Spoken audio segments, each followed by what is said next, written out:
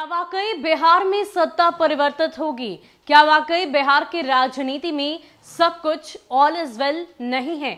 ये सवाल इसलिए क्योंकि जिस तरीके से मंत्रियों के भीतर खाने नाराजगी दिखाई दे रही है, कहीं ना कहीं इन बातों से स्पष्ट हो रहा है कि बिहार सरकार में सब कुछ ठीक नहीं।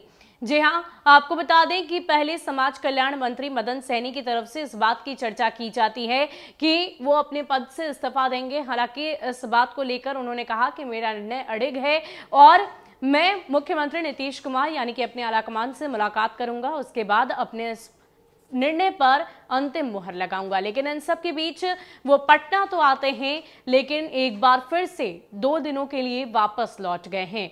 जी हां, वो दिल्ली चले गए हैं, देश की राजधानी दिल्ली में हैं और ऐसे में अब इन बातों को लेकर भी चर्चाएं चरम पर हो रही है। बताया तो ये भी जा रहा है सूत्रों के हवाले से कि मुख्यमंत्री नीतीश कुमार से उनकी मुलाकात नहीं हो पाई और इसी नाराजगी की वजह से वो दिल्ली चले गए हैं और उन्होंने साफ तौर पर कहा है कि दिल्ली से लौटने के बाद ही मैं इस बात पर निर्णय लूंगा कि मैं अपने दफ्तर वापस लौटूंगा या फिर नहीं। क्या कुछ जानकारी है मदन सहनी को लेकर, आपको विस्तार से बताते हैं। समाज कल्याण मंत्री मदन सहनी शनिवार को पटना लौटे पर शांत रहे। वो फिर 2 दिनों के लिए पटना से बाहर चले गए हैं। इस बार उनका प्रवास दिल्ली के लिए है। अब दिल्ली से वापस लौटने के बाद मुख्यमंत्री नीतीश कुमार से मुलाकात करेंगे। मुख्यमंत्री से मुलाकात के बाद ही ये तय होगा कि वापस दफ्तर लौटना है या फिर इस्तीफा देना है। समाज कल्याण मंत्री ने 1 जुलाई को सार्वजनिक रूप से अपने गुस्से का इजहार करते हुए कहा कि अफसरों की मनमानी से वो त्रस्त हैं। गरीबों के मामलों में वे काम नहीं कर पा रहे, इसलिए अब सरकार में नहीं रहेंगे, इस्तीफा देने जा रहे हैं।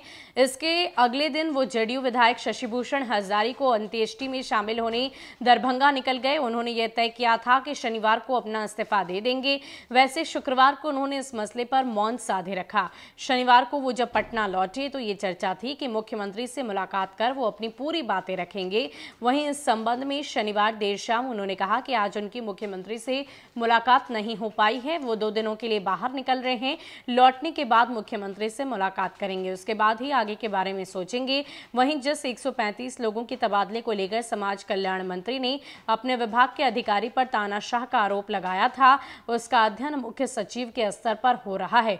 सोमवार को इस मसले में कुछ निर्णय संभव है। तो जिन 135 अधिकारियों के तबादले को लेकर मदन सहनी ने आवाज बुलंद की थी, उनके लिए जांच की जा रही है। लेकिन इन सब के बीच मुख्यमंत्री से मुलाकात उनकी होगी, 2 दिनों बाद होगी, इस बात की चर्चा उन्होंने की है और कहा है कि मुलाकात के बाद ही वो निर्णय लेंगे कि वो अपने दफ्तर वापस लौटेंगे या फिर अपने पद से इस्तीफा देंगे। देखने वाली बात होगी कि बिहार की राजनीति कौन से नए मोड़ पर जाकर ठहरती है।